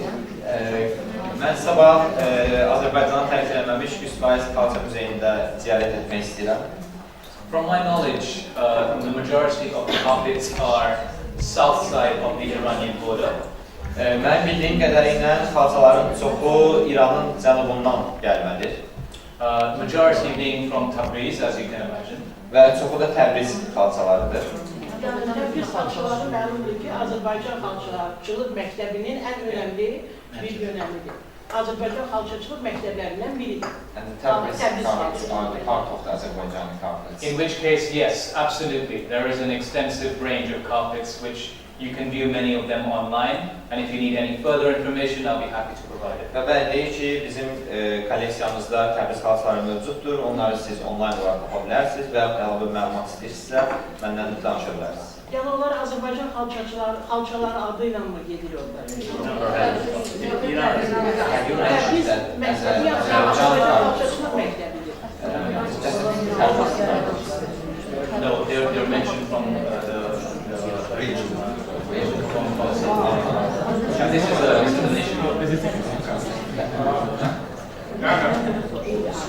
Dövlət kimi İran ərazisində yerləşən hər cür abidələr, sənət əsərləri dünya muzeylərində İran sözündən gedir. Fars imperiyası. İran sözündə Persian yazırlar. Amma məsələn, Louvre'da bilirsiniz ki, bir Azərbaycan kalsası var, orada yazılıb Azərbaycan kalsası. Amma bir başqa bir şey də mən deyim, deməli, təxminən bir 10 yıldan əvvəl Londonda 5 ciltli dünya xalçaları buraxdılar, çox fundamental əsər, mən birinci cildini sizə göstərmişəm. Birinci cilt, başdan ayağa Azərbaycan xalçalarıdır, bir başqa xalça yoxdur, amma adı Qafqaz xalçalarıdır. Qafqaz xalçaları nə Azərbaycan sözü təsir üçün biraz ağ işləmir, müxtəlif səbəblərə görə. Bizim günahımızdan və ya digər səbəblərdən. As a private collection, is there any articles or any publications, the origin of these that Professor Khalili has purchased to be his own property? I mean, history of trade? No. I would like to see that. You mentioned many of the items here. Okay. Yes. Dr. Khalili purchased from somewhere. Yes. The origin is known. Did he purchase from museums? Did he purchase from private people? Did he purchase from what? I mean, is there any article that we could go and find out? Center's question. Yeah. Actually, sual bundan ibarətdir ki, bəs Xəlili kolleksiyası xüsusi bir kolleksiyadır, şəxsi bir kolleksiyasıdır. Həsən müəllim də soruşur ki, bu biz hardan öyrənə bilərik ki, bir məqalə var mı, gedək oxuyaq ki, Professor Xəlili bu obyektləri hardan əldə edib, kimdən alıb, bir fərdlərdənmi alıb, dövlətlərdənmi, müzeylərdənmi? Bununla bağlı Həsən müəllim sual verir. Yes, thank you. Good question. The origin of each of these items varies according to the collection. So, for example, the majority of Quranic manuscripts would have been bought privately and would have been bought. It would have had a long provenance, which means that it would have had multiple owners since its creation. İlkin olaraq onu qeyd edirəm ki, alınan mallar fərqli insanlardan alınırlar və xüsusilə də Quranla bağlı olan əlyazmalar və obyektlər ayrı-ayrı fərdlərdən ayrı-ayrı vaxtlarda alınır. Most of these belong to various royal courts, and they were then passed on to private collectors or other museums, primarily in the West. Və onlara da bunlar əvvəllər mövcud olan imperiyalardan, krallıqlardan qalmadı və onlarla əlaqə keçilərək onlardan əldə edilir. A lot of these items were brought to the West by explorers during the colonial periods. Bu obyektlərin çoxu qərbə daha əvvəl koloniya zamanında insanlar tərəfindən gətirilir. But in most cases, whenever they were held by any individual or institution, they were not shared with the public. Ancaq burada önəmli olan qeyd edilməsi gerəkən odur ki, bu insanların da əlində olsa və yaxud da bir institutların da əlində olsa, bu heç kimdən görüşülmür. In terms of specific acquisitions and where they were bought from, a lot of this information is held within the research and publications. Biz Xəlili kolleksiyasının araşdırmalarında bu barədə ətraflı məlumat əldə edə bilərsiniz. But what I can tell you is that Professor Khalili's autobiography will soon be published, and many stories, very interesting stories about how these items were acquired will be included. Və onu da əlavə edeyim ki, çox yaxın zamanda Professor Xəlilinin avtobiografiyası dərc olunacaq və orada çox fərqli hekayələr, bu barədə məlumatlar mövcud olacaq. Thank you. Mənim bir sualım var, Ahmed bəy. Xəlili bu qiymətli kolleksiyasını necə qoruyur? Yəni təhlükəsizlik baxımından demirəm, amma yəni korlanmaması baxımından. So he is asking how the Professor Khalili is protecting the collection, but he's not asking from the security side, but just restoring this kind of.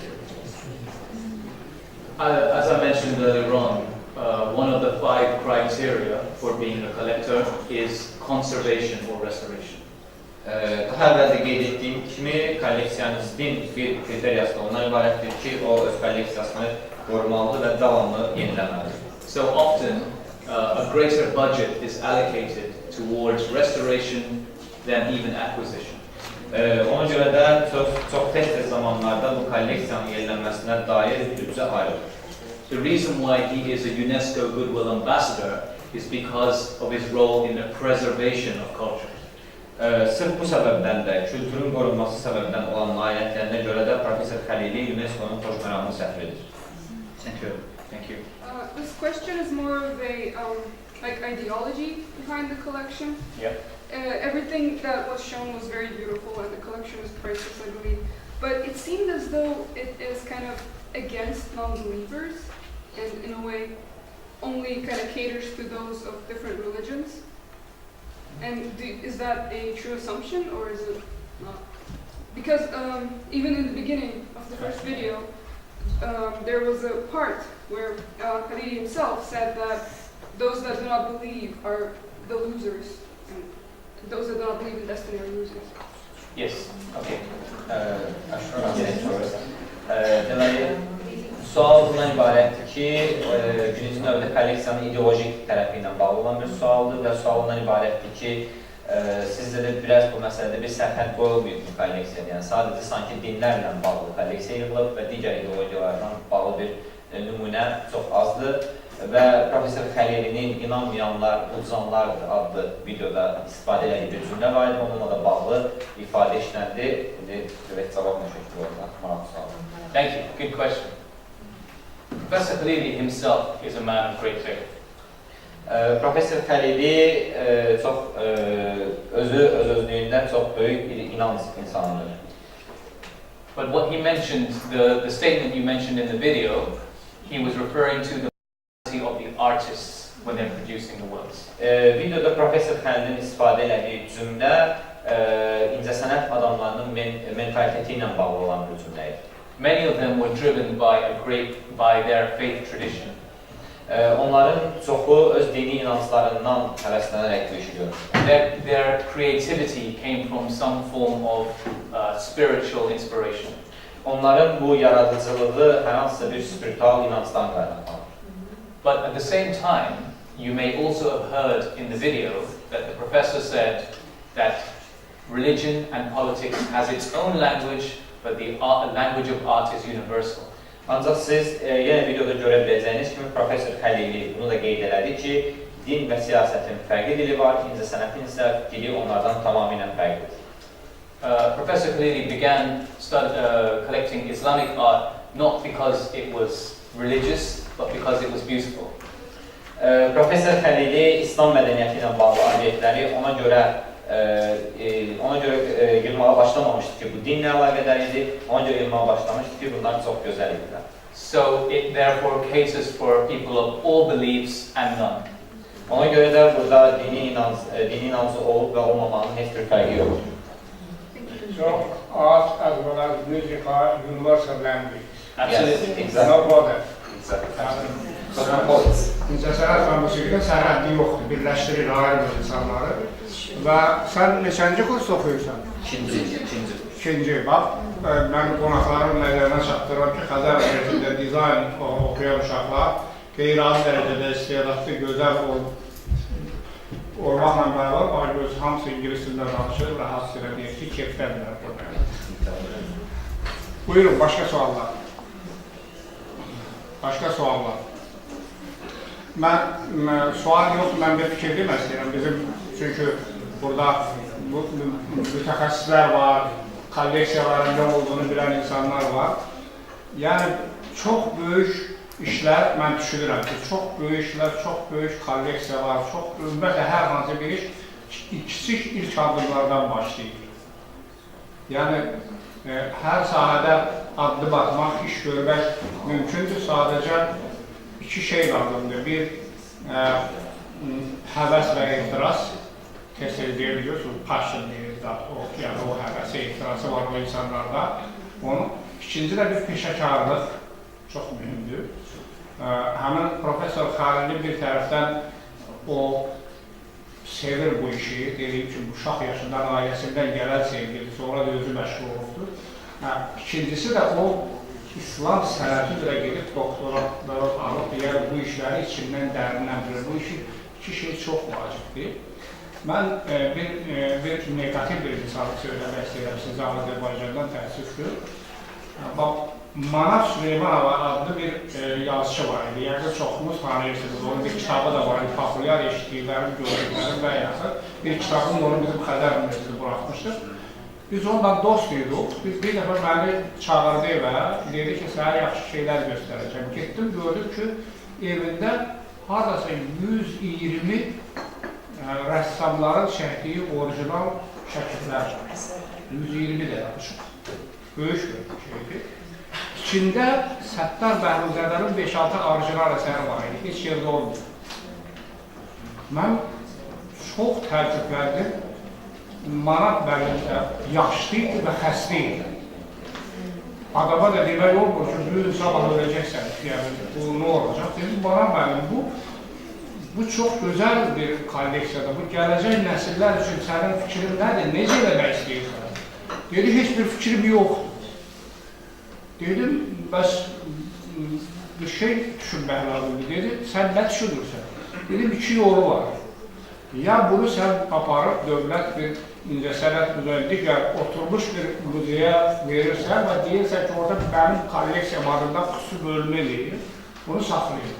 İkincisi, sən öz adına kiçik bir kolleksiya yaradırsan. Yazılan Manaf Süleymanov kolleksiyası. Dedim, birincini eləməyəcəm.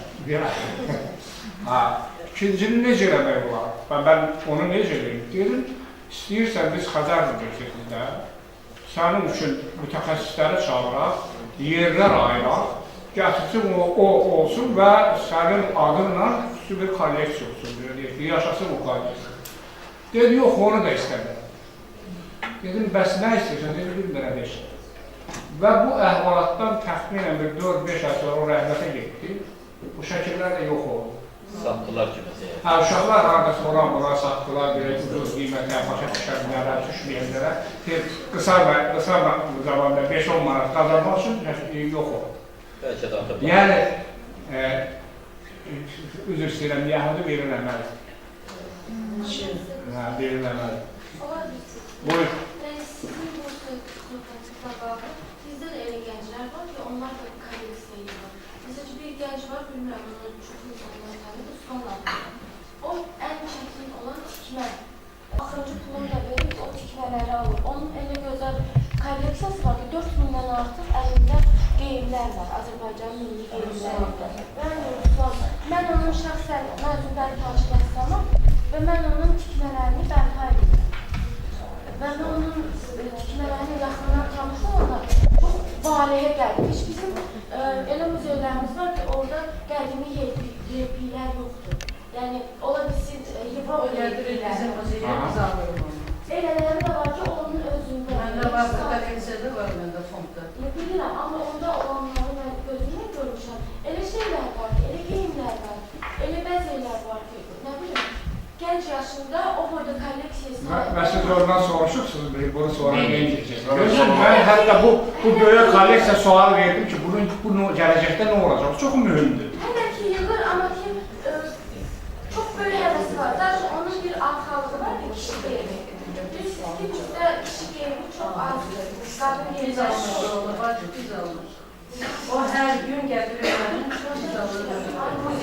muzeyə gətirir, işləmişlər, dağılır. Onun bir arxalığı var. Mən inandırım ki, o qədər bu öz tutduğu yolu sevir ki, arxalığını görərək həşəratlar dağıdır. Deyim, mən 2 gün o arxalığa görə ağladım. Və indi o arxalıq məndədim, onu bərpa edirəm. Demək istəyirəm ki, bizdə belə gənclər var. İndi bilmirəm o nə qədər bu işi davam etdirəcək, amma çox böyük həvəs var. Həvəslə də yığır. Gücü çatdığı qədərdir. Hər bir işi almaqla elə bir kiçik məbləğ var.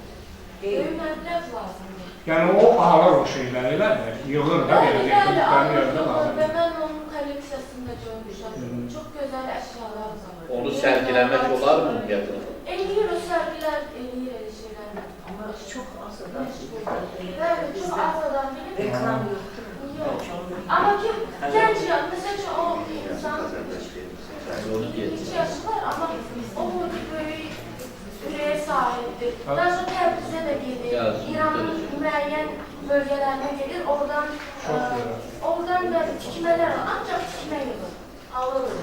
Bəli, alır, özü də alır. Özü də restaurasiya edir, hər şey gətirir mənə. Ahmed müəllim, deyirəm bəlkə ilə tanış oldu, Xəzərdə də bir nümayiş etsin, tələbələr oldu. Yəni, siz onu bizlə tanış edib, biraz söhbət edib də tanış olun. Elə maraqlı. Emalxanası içərisindədir. Mən ora gedərəm, bəli, ora gedən o elə tikmələr göstərir ki, elə geyimlər, elə çox gözəl. Aydın. Başqa bir buyurun, çox təşəkkür edirəm. Başqa bir söz olan var mı?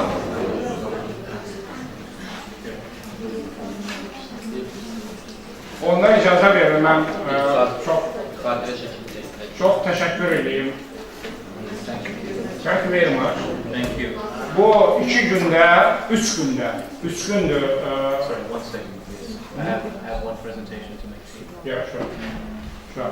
Bu 3 gündür biz bu cür məruzələrdən, bu cür müzakirələrdən həzz alırıq. Buna görə mən təşəkkür edirəm Waqas Sənətə və düşünürəm ki, bu gəliş Bakıya ilk gəlişləridir, davamlı olacaq və biz bu cür söhbətləri eşidəcəyik. Sizin hər birinizə də təşəkkür edirəm ki, gəldiniz, bu müzakirələrdə iştirak edədiniz. Ümid edirəm ki, maraqlı bir şey oldu, özünüzlə bir fikir, bir ideya, bir gözəllik aparacaqsınız. Çox təşəkkür edirəm, çox sağ olun. Just one thing, please. Sorry. You know, your time is so well appreciated today, and it's a real honor and privilege for me because for you to come here and sit down and listen to this story with such attentiveness is a great privilege. Sizə təşəkkür edirəm bugün burada iştirak etdiyinizə görə və vaxtınızı ayırıb gəlib bu tarixə, bu hekayəyə qulaqsınız da çox təşəkkür edirəm. I'd like to thank again Professor Ahmed Khəlili. Mən yenə Professor Ahmed Khəliliyə təşəkkürümü bildirirəm. For creating this platform through which we could have this discussion. Çünki o bu müzakirəni aparmaq üçün bizə bugün burada imkan yaradan insandır. And as a result, I would like to present a small gift to him from the Khəlili Collection. Və bunun nəticəsində mən Xəlili kolleksiyasından ona kiçik bir hədiyyə vermək istəyirəm. Just to explain, you saw the publications, the 100 publications that cover all aspects of the collection. Sizin az önce gördüğünüz bu 100 dərc edilmiş şeylerden biri ki, hansı ki bütün Xəlili kolleksiyasına bağlı məlumatlardır. The most extensive research done on the Jami' al-Tarikh, the Compendium of Chronicles by Rashid al-Din. Rəşid Əldinin kitabı ilə bağlı edilmiş araşdırma isə bunlardan ən genişidir. At least in the English language has been published recently. Hansı ki İngilis dilində də hələ çox yeni zamanlarda dərc edilir. There are very few of these publications in print. Bu dərc edilmələrdən sadəcə çox az sayda mövcuddur. And given that Rashid al-Din is like a compatriot, like an ancestor, I felt it was fit to present the professor with this publication which covers the compendium. Və mən Rəşid Əldinin də bir fərqli sahələrlə məşğul olduğu üçün və Ahmed müəllimin də belə bir xüsusiyyəti olduğu üçün bu hədiyyəni ona vermək istəyirəm. Thank you, Professor. Çok teşekkür ederim. Bu çok kıymetli bir şeydi. Çünkü Rəşid Əldin, ona Rəşid Əldin Fəzlullahi də deyirlər, Rəşid Əldin Həmadəli də deyirlər.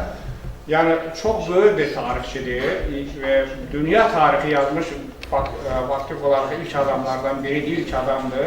Ve ben o kitaptan istifade ediyorum həmişə.